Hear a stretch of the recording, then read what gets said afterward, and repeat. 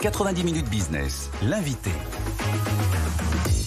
Notre invité aujourd'hui est Luca Colosimo, créateur de la marque de maroquinerie 100353. Bonjour. Bonjour à vous. Bienvenue dans 90 minutes business. 100353. C'est vrai que le nom interpelle au départ. C'est une marque de maroquinerie. C'est un hommage à votre père. Exactement. Pourquoi? C'est une histoire drôle. Moi, je m'appelle Colosimo. En France, ça fait Colissimo. Donc, c'était pas une super idée de démarrer une marque comme ça. Et donc, j'ai cherché effectivement à faire un hommage discret. C'est des chiffres. Chaque pays peut le prononcer à sa façon. C'est un langage universel. Vous avez travaillé chez Céline, chez Gucci, chez Paco Rabanne, chez Isabelle Marant avant de vous lancer en 2020 sur votre propre marque. Vous êtes un artisan du cuir. Vous avez vraiment appris à manipuler cette matière.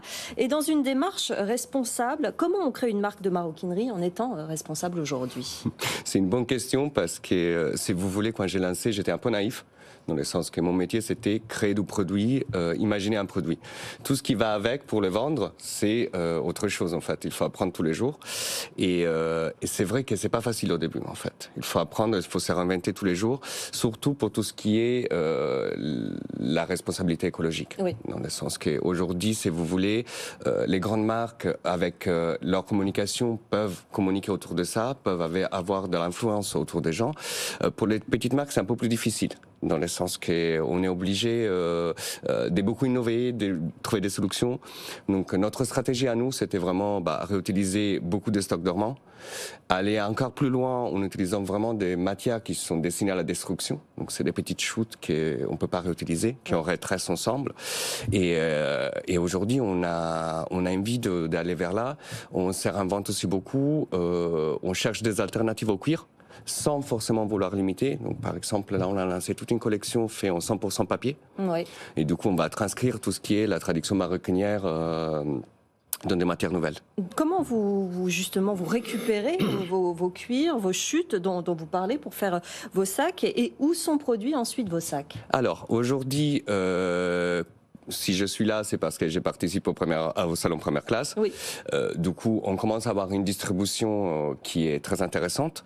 Du coup, on a 3 partenaires, en France, en Espagne et en Tunisie, pour la production. Nous, on fait toute la partie de prototypage et mise à point à l'atelier.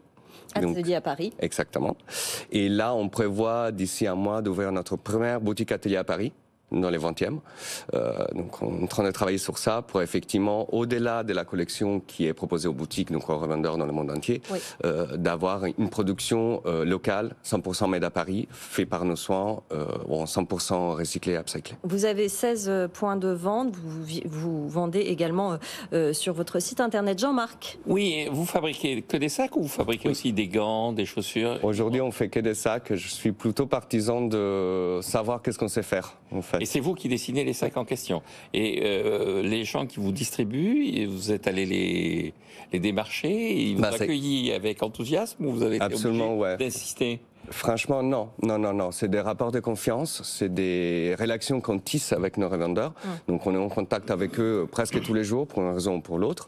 Et c'est vrai que le salon première classe, ça nous a énormément aidé à développer ça. Apporter de la visibilité, trouver des partenaires. Exactement. C'est un sacré pari, je trouve, de se lancer dans la maroquinerie. Vous parliez vous-même tout à l'heure des grandes marques, des grandes maisons qui sont déjà sur ce secteur. Comment on fait pour se différencier, tirer son épingle du jeu? Je pense que nous, en fait, on est beaucoup plus focalisé sur une clientèle. En fait, on choisit notre clientèle et notre produit est fait pour cette clientèle. Chose qui n'est plus trop le cas pour les grandes marques de luxe parce qu'ils sont obligés, en fait, à s'éparpiller et à avoir une gamme qui est ultra large. Donc, je pense que pour la grande création, c'est ça notre atout, en fait, c'est focaliser sur quelque chose, en fait, faire une proposition qui est pertinente, qui est cohérente. Et je pense que ça plaît beaucoup aux gens. Et même les contacts humains, en fait, est super important dans notre métier.